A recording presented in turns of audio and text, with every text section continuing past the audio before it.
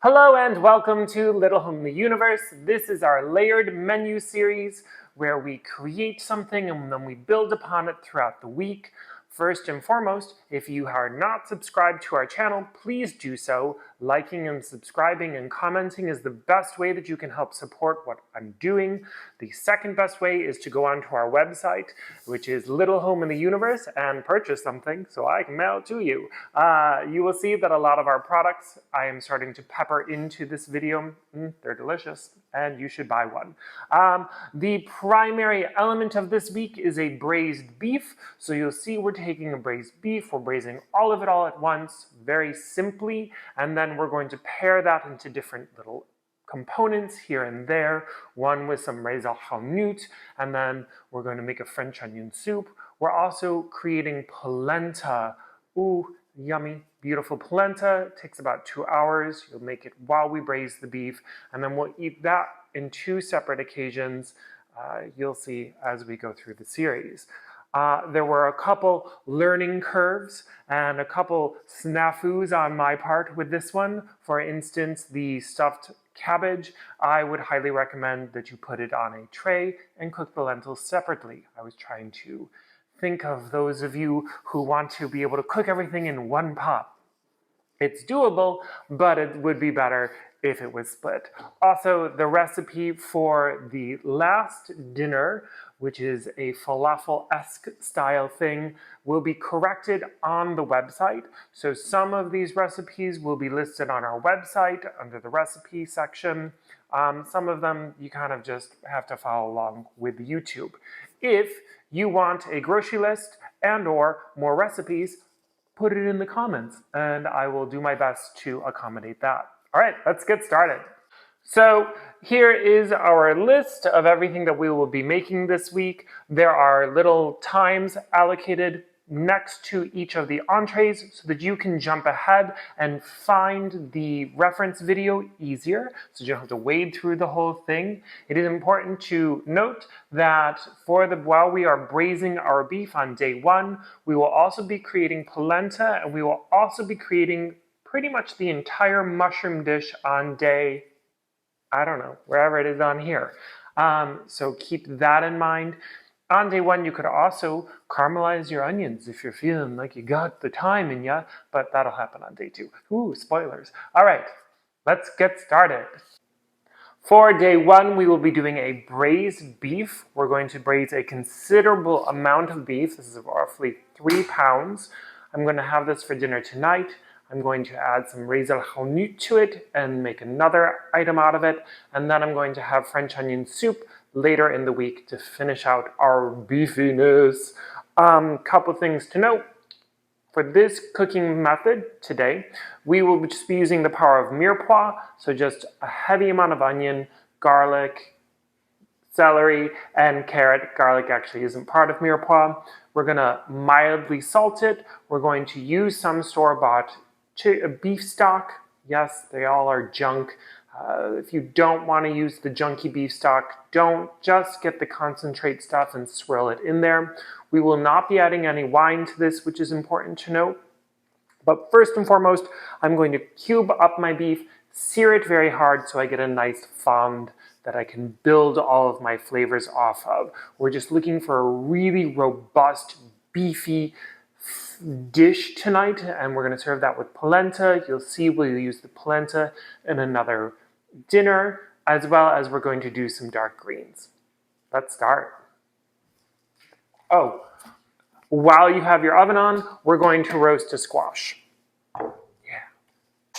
For the braised beef, we have a little tomato product, some carrots, some onions, 2 onions, some carrots, some celery, some garlic that I'm just squishing. I'm not bothering to mince that all up.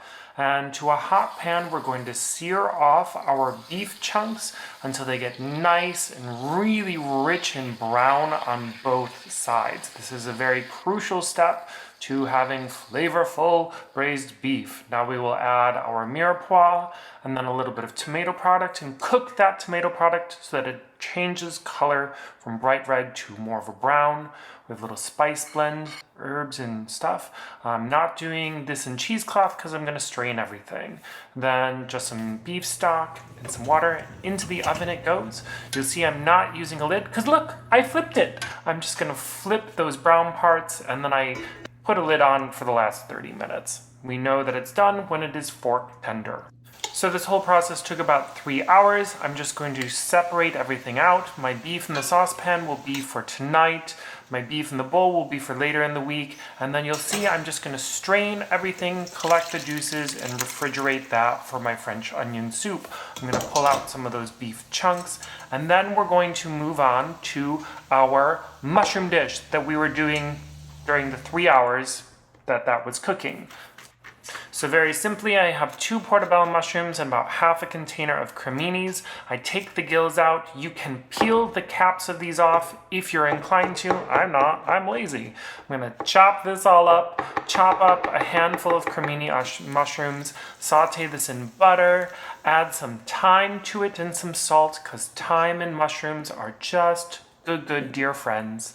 And we're gonna wilt this all down. Oh, look, a little rosemary.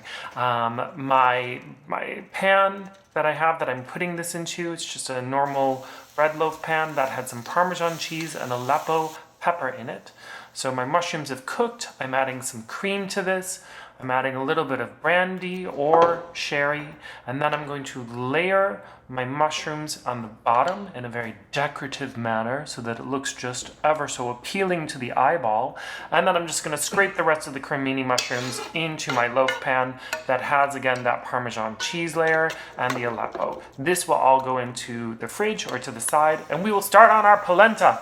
So that is a small onion that we are sweating in our pan. We are doing a 1-to-4 ratio, 1 cup of ground polenta to 4 cups of liquid, so that is 3 cups of water, 1 cup of cream. There is a more in-depth video on how I make all of this, but basically we're going to bring it up to a bubble, bubble, look at it, it's so bubbly, and then we're going to place it offset on a separate pan with more fat on top, butter and olive oil. Then we're going to lid that with some saran wrap and some tin foil, and again cook it on an offset heat so that it is extremely low and so that no bubbling happens. See, move it, scoot that over, skid over there, so that it's just very gently cooking. This will take about 2-ish hours. 2 hours later, look at that. And then once that's all done, our beef will be done, which you'll see, I'll show you how to reheat that. We're gonna wake this up with some lemon juice and some salt, taste it, then add more salt, and fantastic.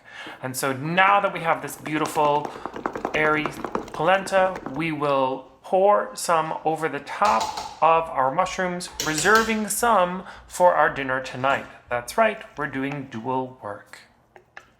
It's so beautiful. Oh, it's such a good dish, this one. Such a yummy, yummy thing. Yeah, get that on there. And then we'll just scrape it out, and then that will firm up again, and I'll worry about eating that later in the week.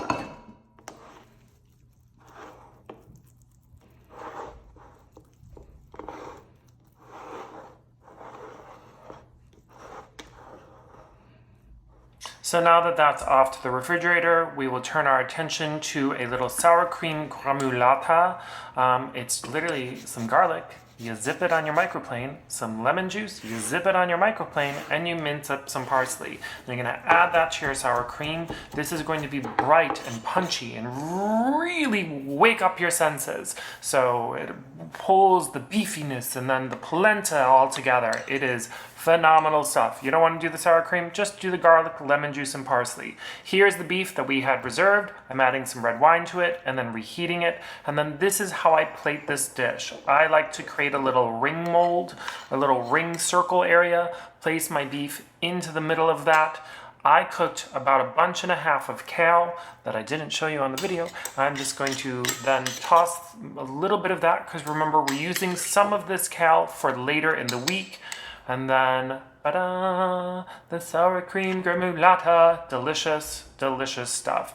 If you're inclined to, you can finish this all with this beautiful, lovely, nice finishing olive oil that you can buy on my website. It is really, really tasty stuff. Won some awards. You should go buy it. Welcome to day 2. Woo woo, day 2. All right. We are stuffing a Napa cabbage with some potato and goat cheese and sesame seeds and lemon zest. And it is fan-frickin-tastic. It is an amazing thing. I used to do this at the restaurant that I ran, but with celery root and truffle butter. It was real good. You could do that as well. There's also cheese on top of this. As you probably remember from my introduction clip, I recommend that you bake the cabbage on a tray in the oven and cook the lentils over the stovetop separately. It will cut down your cooking time by about 15 to 20 minutes instead of what you will find out that I did. Spoiler, I slapped it all into a cast iron pan and tried to cook it all at the same time. You can do this, but I would also recommend then, if you're going to go the one pan route, pull the squash off so you have some venting so that the lentils can kind of start to gas out. The lentils are very simply seasoned with a little bit of garlic powder and onion powder. And this dish is so warm and hearty, but still vegetarian, and it's just a really good one. So first and foremost, we are going to caramelize a minimum of 5, go heavier if you want, maybe 6 or 7 onions. While that's caramelizing, we're going to peel some potatoes and we'll get those cooking. We're doing a whole 8 ounces of goat cheese. I found some dill Havarti because it was on sale. And yes, so for our lentils, it's just a base mirepoix, little carrots and celery, I guess no onion, 1 cup of lentils. And then I'm doing a tablespoon of onion powder, a garlic powder, and thyme again. Thyme is our friend this week. And then we're going to add some water, about 4-ish cups, and some salt. We'll bring that up to heat. And while we're waiting for that to come up to heat, we're going to toss our potatoes into our goat cheese and all of our lemon zest and what was that? Some sesame seed, and there's another tablespoon of some herbs. You can find it on my website. We're going to cut the Napa cabbage in half, loosen up those leaves, really create some space in between them, and then stuff this potato and goat cheese concoction in between these leaves. We want to make sure that it has a good even layer and that we're getting the majority of the leaves. This is what will create a success. You see I'm putting a little bit of cheese in there. In hindsight, it could have used more cheese. I said it. It could have used more cheese. But so start from the bottom, work your way up to the top, making sure that there's a little layer of each, in a little layer of potato spread in each layer. Did I say that right? Did I get that out right? Anywho, whatever. Whatever you have left over at the top, just plop on the top, kind of squish around. Make sure that you are salting this afterwards. Pro tip, put this on a sheet tray and bake it in your 400-degree oven instead of doing what I did, where I plunked it over the top of my lentils, those ones, and put all of that into the oven. It was not as successful as I thought it would have been. After cooking for about 25 minutes, I added my caramelized onions, and then I allowed it to cook for honestly, it took another 25 to 30 minutes. But don't worry, it looks ugly, but we fixed that. So we're just gonna cut the cabbage in half, spoon some lentils for ourselves that have been perfectly salted, plop a little bit of squash there, and then place our beautiful cabbage on top. We're finishing this with some scallions and frizzled onions. You know those ones that you like on your salad? Put them on top of this. We are on to day 3. We are going to take the leftover beef juices, drippings, whatever you want to call it, and then we're going to swirl that in with our caramelized onions that we created on day 2. We're going to then add a little bit of white wine to this to give it a little punch, and then some water to dilute everything out, taste it. French onion soup is one of these soups that loves salt. So be sure to apply a generous amount of salt and black pepper for success. You will see that I am not doing the traditional crouton and cheese over the top and all of that. I am just making a really beautiful étamaillé gruyere grilled cheese. Why am I doing that? Because it's messy. And I don't want to have to sit there and scrape my bowl to get all the cheese off the top of it. If you want to do it, have at it. But I think a beautiful big grilled cheese suffices. So good enough. A big grilled cheese is good enough to dunk into the French onion soup and create a delicious dinner. So this is a great one because all the work has pretty much been done. So we're going to peel the beef fat off. Don't get everything, you want a little bit of beef fat in there. We're gonna waken up our caramelized onions, add a tablespoon of flour to that. Get that flour cooking, add about 2 cloves of garlic that we've minced because we want that warmth, we need that garlicky heat. And then just for visual reference, that's about 2 cups of the stock, some white wine, some water. You can find the full recipe on the website, some bay leaves, and then I allowed this to simmer for a minimum of 45 minutes. Tasted it, salted it, made a really tasty grilled cheese that I rushed and did not melt, but hey, it turned out delicious. I was very happy with it. You would be too. We are on to day 4, which is our polenta mushroom that you made on day 1, because that's right, we're layering out our weeks. So you'll see all we have to do is heat up the polenta mushroom cake in the oven. I would recommend that you turn your oven on, put the polenta mushroom cake in there, and let it all come up to temperature together. You will know that it is done when it's bubbling and you can stick a knife into it and put it on your lip or on the fatty part of your hand, and it's hot. That's about it. Then you knock it out, you cut it and eat it. For the grilled romaine, could not be simpler. Just cut your romaine in half, grill it. But a good little trick is to get your vinegar down in there. So kind of like what we did with the stuffed cabbage. We're going to pull some of the leaves out, and then we're going to sprinkle vinegar this way, and this way. Same thing with the olive oil that you can buy on my website. And you'll see we top it with a bunch of other things. It's delicious. Look at all this wonderful stuff that you can buy on my website. And we're going to top this with some caper berries, those frizzled onions, that olive oil that won awards, and an herb de Provence vinegar. First, you're going to heat your polenta cake up in the oven at 400 degrees until it's bubbling and hot. Don't burn yourself. Char half of the romaine, and that's it. Compile everything and enjoy it. You could put a little bit of fish on top of this, or a tinned fish even, if you had wanted to. That would be delicious. I chose not to. You do what you want to do. We are on to day 5. So we will be using flageolet beans. Again, look at that. You can buy that on my website if you want to. If not, I would recommend using a cannellini bean or another smaller white bean.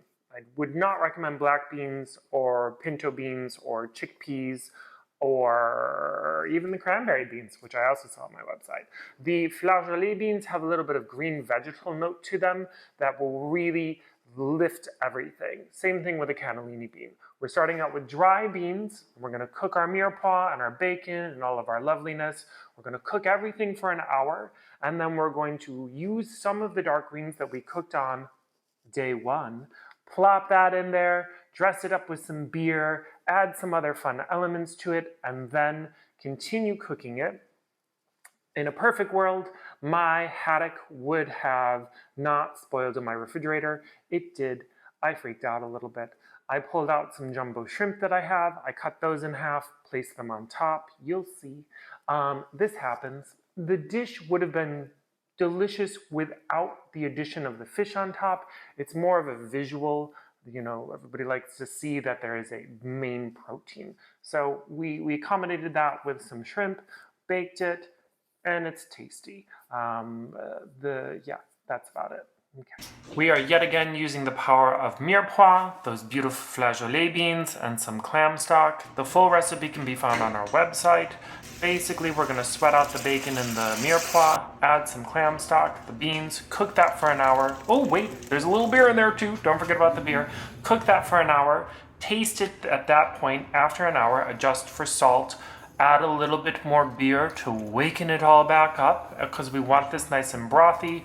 Then add our greens. So now after this is cooked for another hour, I'm adding, actually that's some sour cream that I heated up with some hot water. We'll get into it another day. The haddock that it's boiled, so I used some shrimp. Then I'm putting some fresh breadcrumbs and butter over it. Putting this back into the oven until that all cooks. I got silly and decided to broil it, so it doesn't look the most appealing because it kind of toasted a little dark. I'm using some more of that finishing oil. The ultimate lesson is that this was ridiculously delicious. The camera doesn't do it justice, mainly because I drank too much wine and forgot to set the settings right. Day 6 is that beautiful braised beef that we are pulling some Hereza Halnut into. We're going to stir some yogurt into that. We're going to spread out some phyllo dough with some butter. This is a very spanakopita kind of feeling to it. If you want to add some dark greens into this, then please just plan ahead, plan your week ahead, cook more dark greens on week 1. I didn't. I used all of mine up. So I didn't put any in there.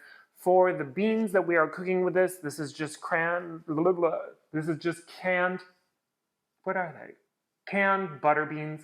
I'm using just canned butter beans. Nothing crazy, very simple. If you do not want to use saffron, don't. Use a little bit more turmeric. Get a little expressive with this. You can just use the spicing that we're using. You can use more Reza Hanut. You could use a shawarma spice. You could not do any kind of spice to them at all, and they will be just fine with a little bit of turmeric and some ginger.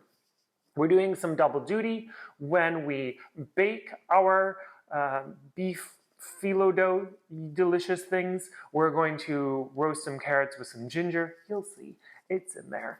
And then we're just eating it. I put a little pistachios over the top of it because it just works perfectly with this whole dish. And that's about it. Yeah. Enjoy. Oh friends, this one is a winner. We're going to shred the beef, add the Reza Halnut, bump that up with a little bit of cinnamon, cook the beans. It's phenomenal. First and foremost, we wake our spices up in butter, right? Yes, we do.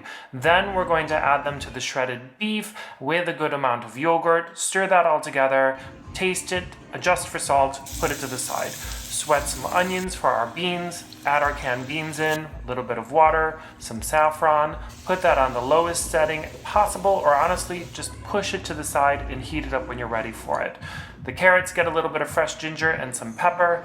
We're doing 5 layers of phyllo dough with salt and pepper, and then this zug, which will add a good amount of warmth and tang. The beef goes in, then we slice those into little log pockets like so, bake it, and we're looking for it to puff up like this version. I know it doesn't look drastically different, but it is. So that took about 20 to 30-ish minutes, and here's the finished product. I ended up putting some cilantro on top. It didn't need it. It was perfect without the cilantro. It's a winner, these ones. Day 7, we made it. Woo! Congratulations. Pat yourself on the back. You did it. Or you just watch the whole video.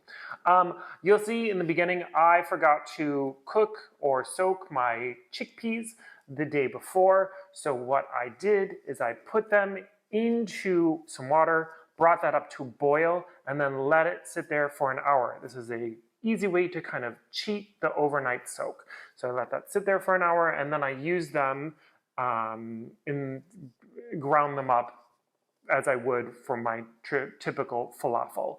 There's peas in this, there's cilantro in this, there's a spice blend in here, and there's the chickpeas. I put in some masa, which gave this whole dish, this really beautiful kind of bright corn note. And then I tried to pan fry it, which didn't work because I should have used flour. So for the recipe that is listed on the website, all of this will be corrected, and I will be using flour, and I will probably just be baking them instead of deep frying them. So yeah, that saves you some deep fry time. We're also going to make a little butter roti. Incredibly simple. Flour, some butter, a little the Cuisinart, and then we roll it out and then we pan fry them. You'll see how it goes. And then we're just putting this alongside some very easy coleslaw. It's a very easy, simple win to the end of the week. It's filling, it's nourishing, it pulls through all the themes that we've been working with for this layered meal series, and it's a good way to go out and to start the week again. All right, enjoy.